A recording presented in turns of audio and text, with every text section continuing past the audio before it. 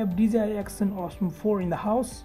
मसँग अगाडि एउटा GoPro पनि थियो र अब चाहिँ DJI को एक्सन क्यामेरा छ। अब ढिलो नगरिकन एकदम छिटो बक्स चाहिँ काटेर भित्र के चाहिँ हेरिहालौँ है त।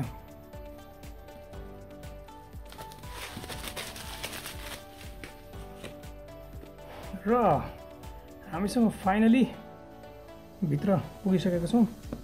एकदम आतुर भइसक्यो भित्र हेर्नलाई हैन। यो एकदम दामी बक्स प्याकमा आएको छ। सिल राम्रै छ।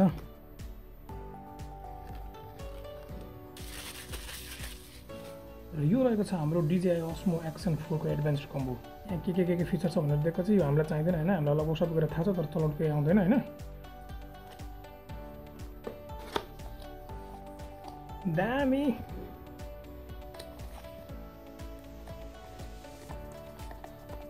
दुईटा बट्टा छ सानो टक्क निकालौँ। एउटा यो अर्को र हामीसँग छ भित्र चाहिँ सेल्फी स्टिक। यो काम छैन अब।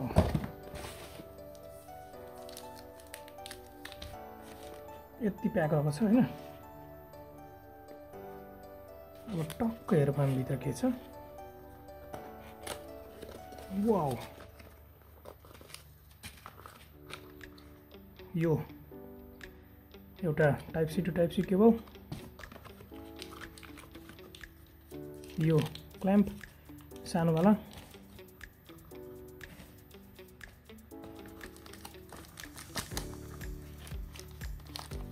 यो fast charging box,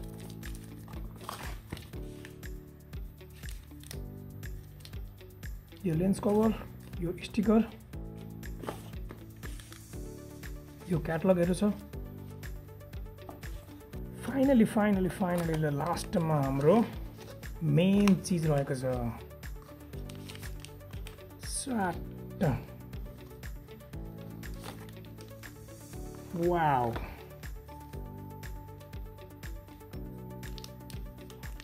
DJI action 4। त्यसै गरी अब एउटा लास्ट एक्सरसाइज रहेको छ। यो भनेको चाहिँ हाम्रो यसको क्यामेराको कभर र बक्स भित्र चाहिँ हामीसँग यति सामान रहेको छ। खोलौँ यसलाई पनि हतार हतार। वाउ,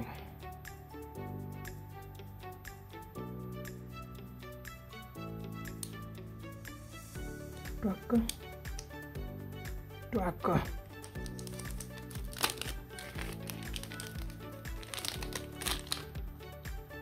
दामी टक्क लाइट बल्दो रहेछ हैन। एलइडी बल्दो रहेछ। सायद यो चाहिँ फुल चार्ज छैन अथवा डिस्चार्ज पनि छैन, चाहिँ मिड लेभलमै छ जस्तो लाग्यो ब्याट्रीको इन्डिकेटर हेर्दाखेरि येल्लो भनेको। र अहिले हामी एउटा ब्याट्री टक्क झिकेर चाहिँ लाएर क्यामेरालाई बुट हानिहालौँ एकचोटि। यस्तो छ, ट्याक्क यसरी लगाइदिउँ।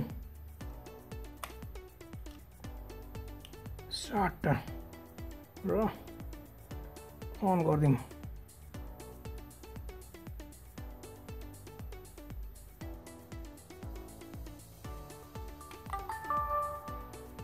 Skip.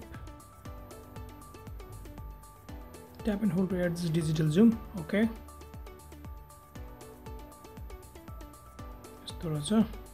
We got it. Tap to check the battery level. Done. No SD card देखाइरहेछ माथि हैन। No SD card, no video card, no nothing.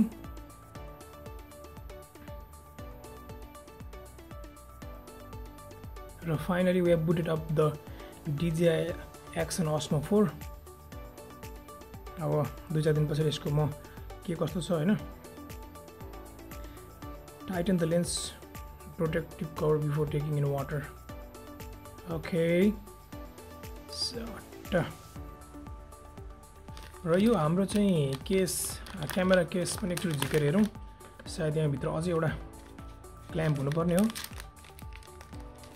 Okay, we have got two screws। अनि त्यसै गरी one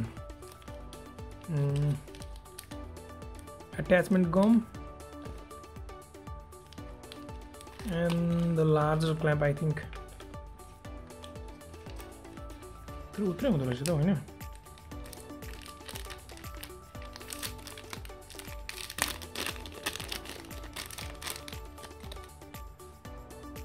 ट्वाक्क आम्मा कस्तो मजाले तान हो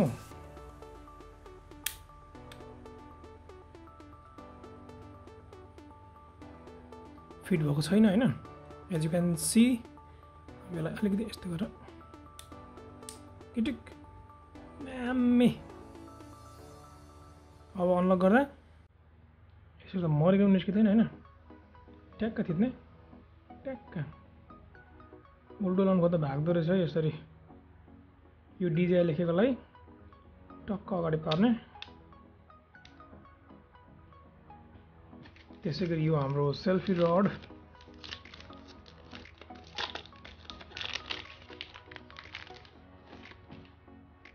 let's skip the first one and dive into the second one.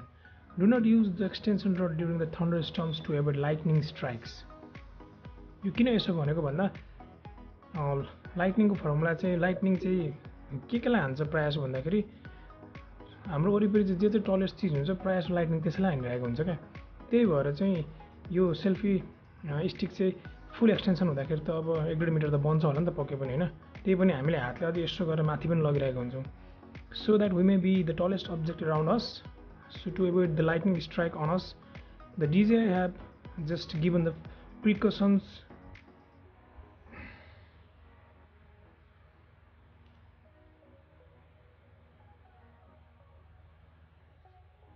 this is how it looks with the stick